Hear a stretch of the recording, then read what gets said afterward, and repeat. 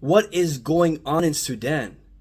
From racial and ethnic cleansing to the brutal struggle for power between Generals Burhan and Dagalo. Let's take a deep dive.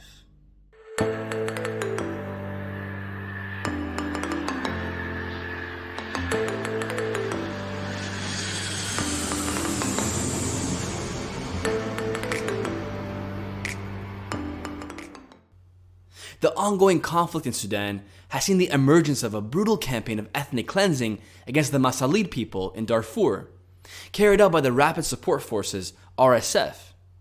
This violence is intertwined with the power struggle between General Abdel-Fattah Burhan, the leader of the Sudanese Armed Forces, SAF, and his rival, General Mohamed Hamdan Dagalo, commonly known as Hemedti, who heads the RSF.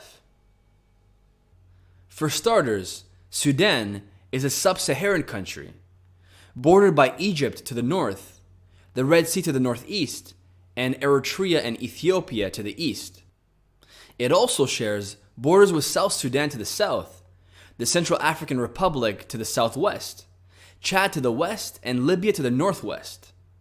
The roots of this conflict lie in the broader political instability in Sudan, which has seen repeated coups, uprisings, and power struggles since its independence. The most recent turmoil began in April of 2019, when a popular uprising led to the ousting of longtime dictator Omar al-Bashir. A fragile transitional government was established, but tensions between the military and civilian factions persisted. General Burhan and Dagalo, once allies in the coup against al-Bashir, soon turned against each other. Burhan, representing the traditional military establishment, seeks to maintain the SAF's dominance, while Dagalo, on the other hand, has built up his power base through the RSF, a paramilitary group with roots in the notorious Janjaweed militias responsible for atrocities in Darfur during the early 2000s. The RSF, under Dagalo's command, has unleashed a racist campaign of terror against the Masalid people in Darfur, part of a broader strategy to consolidate power and control over the region. The Masalid, an ethnic group native to West Darfur, have faced systematic violence, including mass killings, sexual violence, and the destruction of villages. These acts are aimed at displacing the Masalid from their ancestral lands, creating a demographic shift that favors the RSF and its affiliates. Amongst all this violence over race and ethnicity, the complex question of racial and ethnic identity in Sudan surfaces. Many of those perpetrating violence identify as Arabs, but their claim to Arab identity is contentious. Most of Sudan's so-called Arabs are actually of Nubian origin, indigenous to the region. They adopted the Arabic language and Islamic religion and culture over centuries, largely due to the influence of Arab traders and the spread of Islam. However, their ethnic roots remain firmly planted in sub-Saharan Africa. The only true Arabs in Sudan, in the sense of direct lineage from the Arabian Peninsula, are the Rashida tribe, also known as Banu Rashid, who originate from Banu Abs. This group migrated from the Arabian Peninsula in the 19th century and settled along the Red Sea coast in eastern Sudan. The Rashida have retained their genetic, distinct cultural, and linguistic heritage, setting them apart from other Sudanese groups who claim an Arab identity.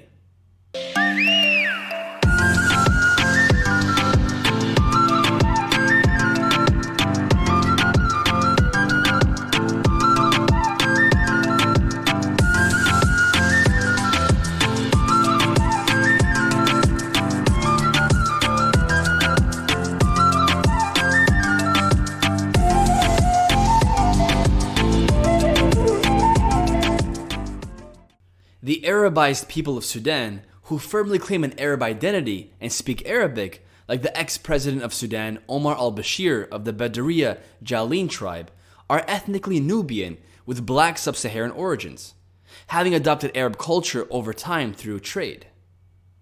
In contrast, the Arab Bedouin tribes of the Maghreb in North Africa, such as those in the Arab countries and regions, Mauritania and the Sahrawi people of Western Sahara, are direct descendants of Qahtani, Yemeni, Arabian tribes, specifically the Banu Makil and Banu Hassan, who migrated from modern-day Yemen in the Arabian Peninsula to regions like Mauritania, Western Sahara, southern Morocco, and southern Algeria, and still maintained their dialect of Arabic known as Hassaniya, which was coined after the Yemeni tribes of Medhej, al-Qahtaniya, Banu Hassan, and Makil, who left the deserts of Ma'arab Yemen to the Maghreb region of North Africa.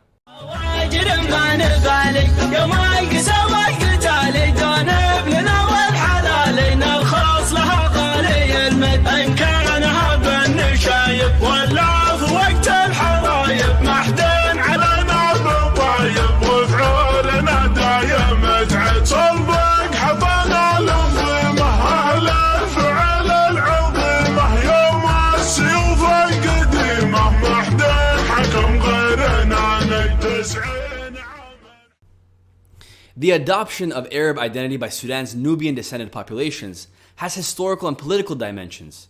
It has often been used as a tool for social and political leverage, aligning with the broader Arab world and reinforcing hierarchies within Sudan. Such is the case of Somalia, a sub-Saharan country with no genetic, linguistic, or cultural ties to the Arabian Peninsula, but that joined the Arab League with its only commonality being the religion of Islam. This constructed Arab identity in Sudan has been a source of division, exacerbating conflicts like the one currently ravaging Darfur. The ethnic cleansing against the Masalid in Darfur by the RSF forces is a tragic consequence of the power struggle between Generals Burhan and Dagalo.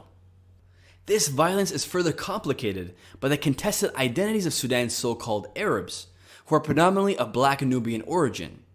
The true Arabs in Sudan, the Rashida tribe, represent a minority that maintains direct ties to the Arabian Peninsula.